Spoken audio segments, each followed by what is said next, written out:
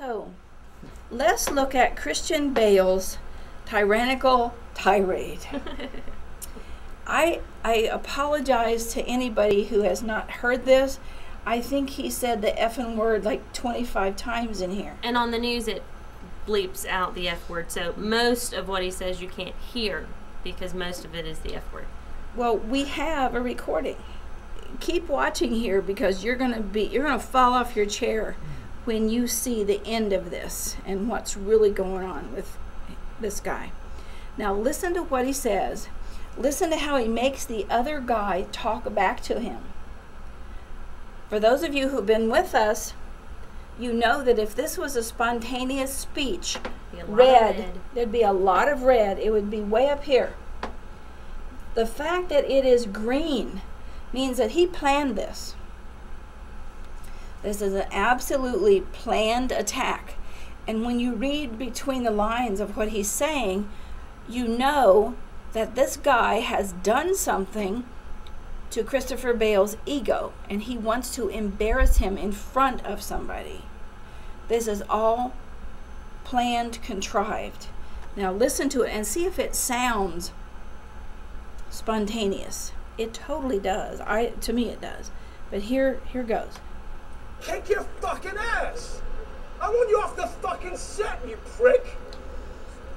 Now don't just be sorry, think for one fucking second.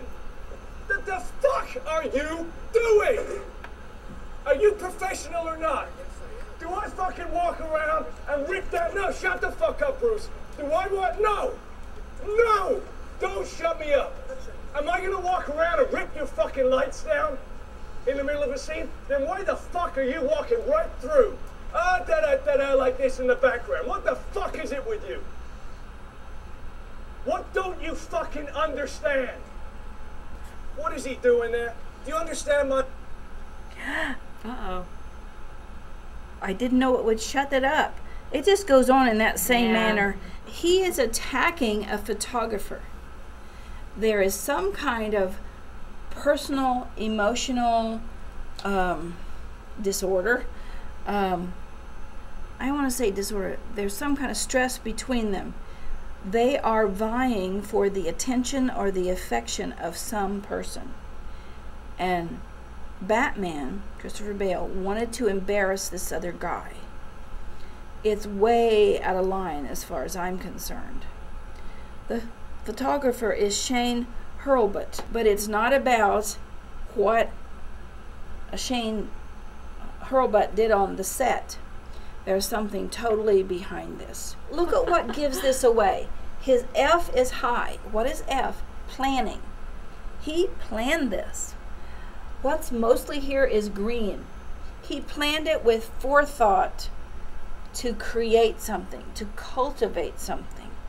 He did this deliberately to impress somebody and embarrass somebody else that they were vying for a position with. So he was looking for a scenario to Yes. do this, and that just gave him the ammunition he needed. He already had the gun, apparently. Yes, but look at how far his ego is up. Not spontaneous ego, which you would think this would be if somebody's walking behind and he wants to get mad about it. This was not spontaneous. This is what it said. Now this is the computer, guys. I didn't make this up. It is easy for you to see the faults in others, but don't always know how to get your point across politely. You can get satisfaction out of being able to help others and find and correct their mistakes. He made him feel good to do that. Somehow. Well, maybe he was really trying to teach this photographer something, but to threaten him and say, I'll never work on another set where you're working, that was the giveaway line. It was just too much for what was going on there. You can easily be distracted from carrying out your plans by a more exciting prospect. He was not distracted here. This was the plan. And there's at least two other kinds of energies in that voice when I hear it. Because I pick voices apart and I could hear when the idea was his and when the idea was somebody else's. So he's discussed this with someone else. This was an absolute plan. He may have been doing it as a favor to somebody, but this photographer is not the real subject here. Okay, any questions about that, guys? I do. Yes, Do Cassie. you think it was a publicity stunt? No, I don't think it was a publicity stunt because it didn't come out until months later. Oh. I think they really tried to bury it, like they're trying to bury Michael Phelps stuff that we can't find. I thought maybe they were trying to leak it out so there'd be a lot of buzz so people might actually go see that movie. Because it doesn't look very good. I didn't Like, know. it's not one of his finest albums. I really thought there would be more red in his voice too. Would you go to a movie just because he had a tirade to a photographer? That would tend to make me not go.